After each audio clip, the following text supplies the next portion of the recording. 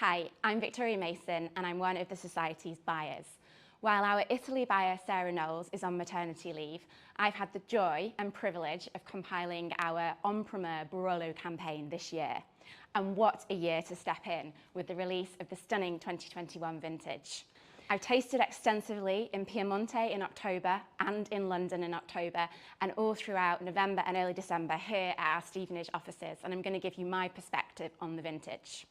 As I was talking to our growers in Piemonte about their experience of the 2021 vintage, they were in the middle of the really tricky 2024 harvest and battling with a lot of rainfall. The memory of 2021 literally brought smiles to their faces. As Maurizio Anselma of Famiglia Anselma said to me, 2021 was the sun coming back. Some producers went so far as to say it was a perfect year. The growing season began with great water reserves for the vines to draw on in the dry months that would come, following high rainfall in the winter and snow melt. In terms of the season overall, it was a season without extremes, with the only significant risk being late spring frost, but that was very localised. There was good sunlight, there was not much rainfall in spring and summer, meaning low to no fungal disease pressure and making it easy to manage the vineyards. September was fantastic with warm days and fresh nights, providing an optimal diurnal range for the vines and extending that ripening period longer than, for example, in 2020, leading to quite a classically timed harvest.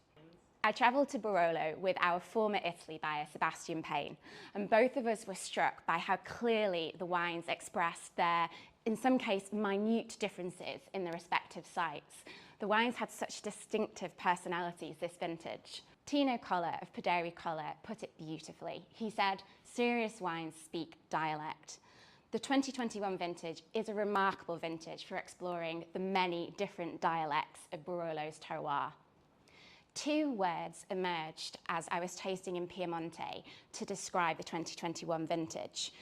These are Italian words which are not directly translatable into English, but I'm going to try to explain the concepts behind them because they really helped me to understand the essence of this vintage. So the first word came up in conversation with Fabio Alessandria, fifth generation wine grower of GB Bellotto. And he was trying to find the word to describe both the fruitiness of the 2021s and the structure. He landed on the word ciccia, which means flesh, but also to indicate the force of the vintage. The second word came up later on in the week, tasting with Franco Massolino, just after he said that the 2021 vintage of Barolo is Barolo with a big B. The word he used was grinta to explain the energy and the drive of this vintage. As I reached the end of the week and the end of tasting, these two words combined, ciccia and grinta, really made perfect sense to me in the context of the wines that I'd tasted. It's a simplification, as any generalisation about a vintage always is, but the 2021s combine the perfume and charm of the 2020s with some of that formidable structure of the 2019s. They are detailed, they are precise, they are complex, they have brilliant length, and all of this adds up to wines with amazing aging potential. For me, this is the best Barolo vintage since the 2016, and for some of our growers, with some of their wines, it surpasses even the 2016s. Perhaps the most accurate word to describe it, and I borrow this word from Giuseppe Vajra, is that it is an exhilarating vintage. As such, we've gone large and we've got our biggest ever Barolo in bond offer this year, with 61 wines from 27 producers. We feature long-loved member favourites as well as some new producers to us. You can be assured that it's a star-studded selection.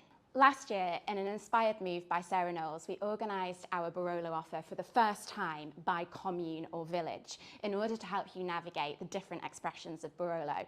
We've done the same this year, and in our printed offer, you will see each wine under its respective commune. We then have a whole number of wines which are available online only.